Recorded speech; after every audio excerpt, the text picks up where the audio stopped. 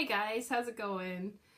Lovely day today, isn't it? It is just gorgeous. I'm not sure if it is around your world, but on your side of the world, but for us, we've actually got beautiful blue sky, which is nice because sometimes it gets really gloomy out here, and I'm one of those people that I'm really affected by the weather, and so is my husband and my kids, and so the whole house kind of like goes ugh, when the season or the time of day when it's not the greatest outside in terms of weather. Some days, like when it's rainy, there's almost like this refreshing feeling to it. Refreshing kind of vibe. It's like revitalizing, and there's just kind of more of a excitement to the weather.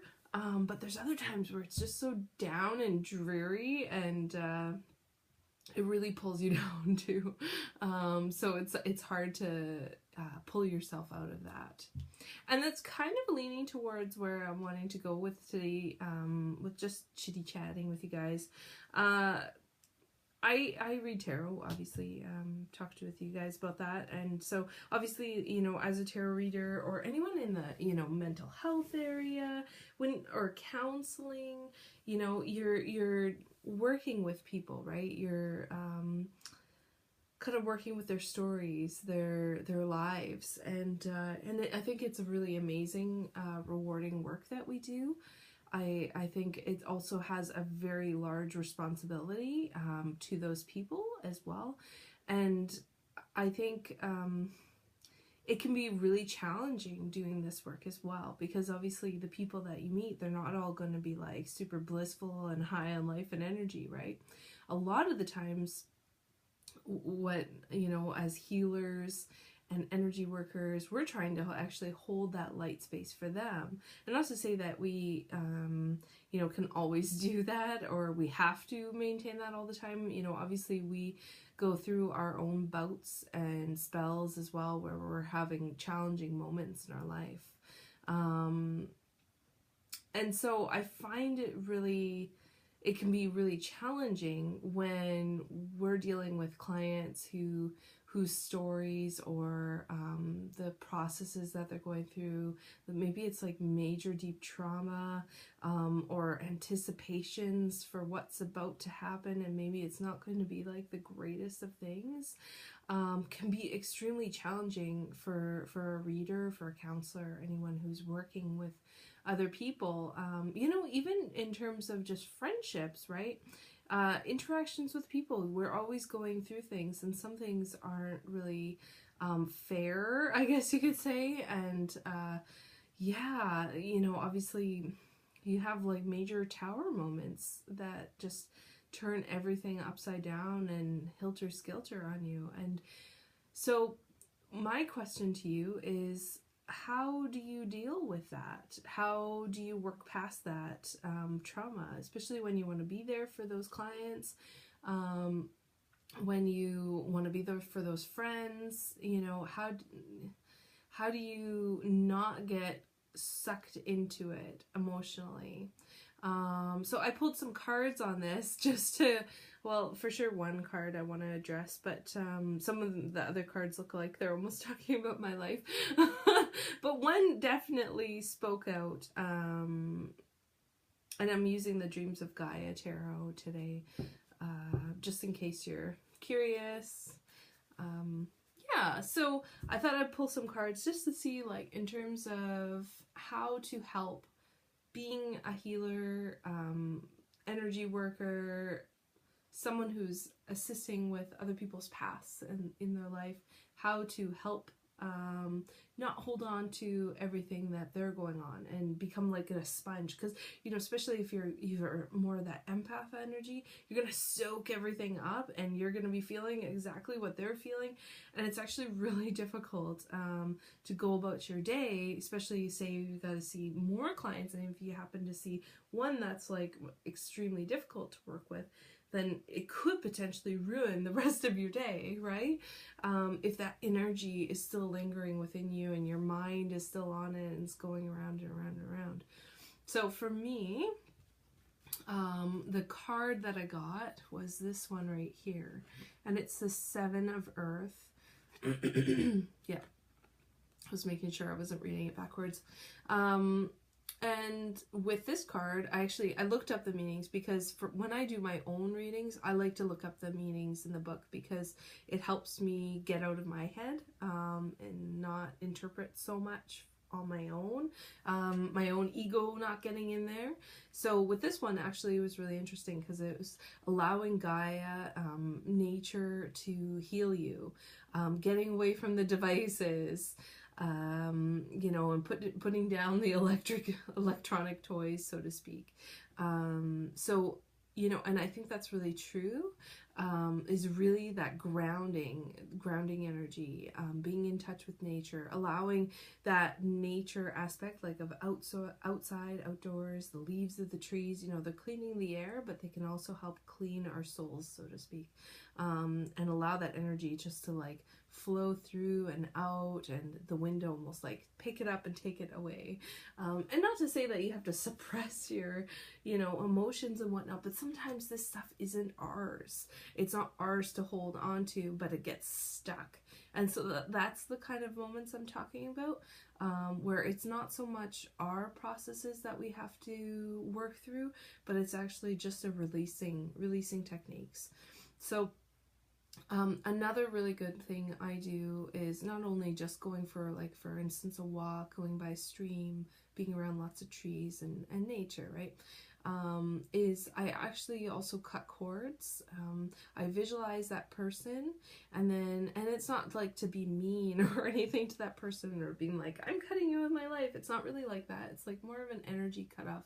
So this energy isn't flowing back and forth, and what they're thinking and feeling isn't coming back and forth, and vice versa. So the cutting cords really assists. I can feel almost an instant, like maybe not instant, but within 2 minutes or so, I can feel already the difference, and how my mind hasn't been going over and around the issues and things we were talking about during our session.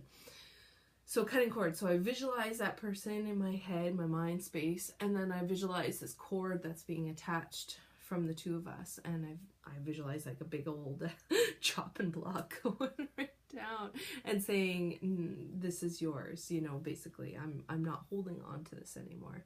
And so that's my process of what I do, you know, and obviously everyone's going to have a little bit of a different process, but that's mine.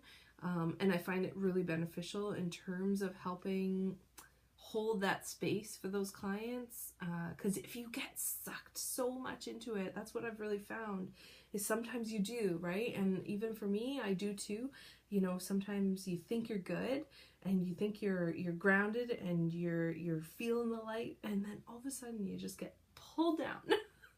and you can't hold that energy anymore, because maybe because that other person's energy was so much stronger than yours.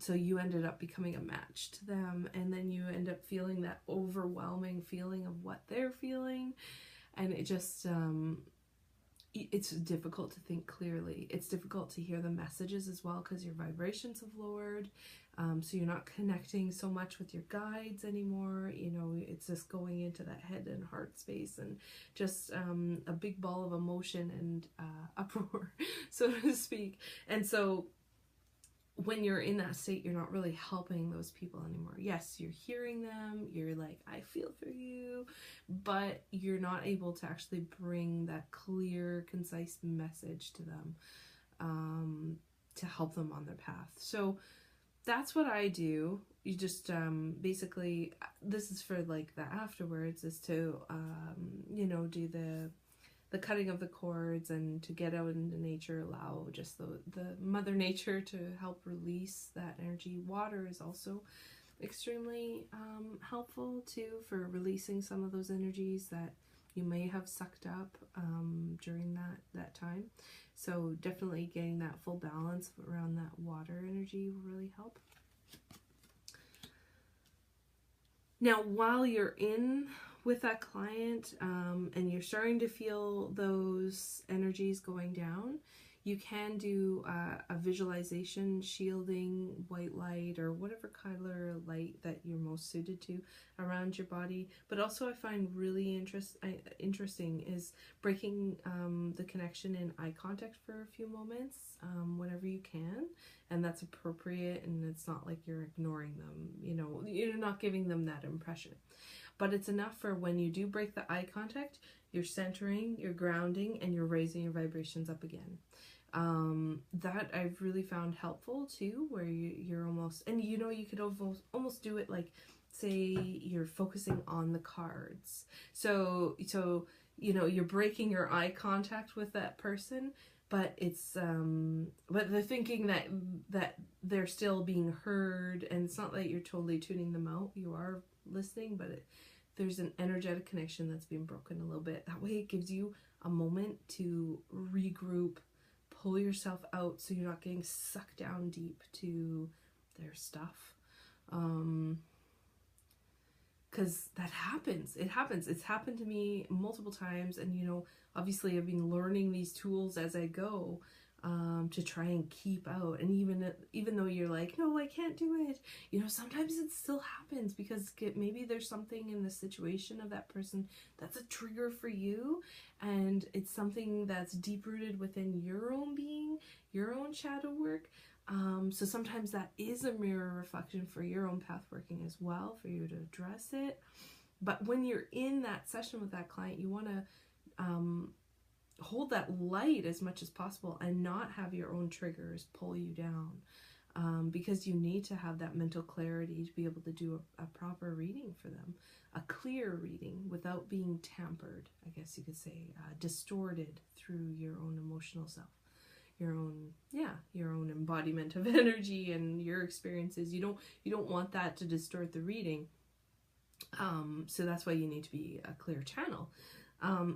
So breaking the eye contact is really good, and you know, just focusing on the cards and shuffling them and making like, yes, I'm listening to you, but you're actually like, you're regrouping, so to speak. You're bringing yourself back out of that, and you're hearing them, but not fully, in the sense that you're not like glued to the conversation. You've separated, you've distanced yourself slightly energetically, so that you can continue the reading, yes, but it's also giving you that break to regroup. I hope this is helpful. I'd love to hear what you guys do when you're dealing with difficult clients, and I mean difficult in the sense that it's deep, dark stuff they're working on, and it's hard, right? It's really difficult in terms of that, a difficult situation that they're working through. So that's what I mean. And it's difficult not to completely get sucked down into that. Yeah. So let me know. I would love to hear your thoughts, because you know, I really see this channel as communicating with back and forth with you guys, bouncing ideas off. You know, I live in a small town, so I don't have a whole lot of people to talk to about this kind of stuff and techniques. So please let me know. I'd love to hear from you. And you guys all take care. If you like this video, please subscribe and like and share it, and we'll see you on the next video. Bye.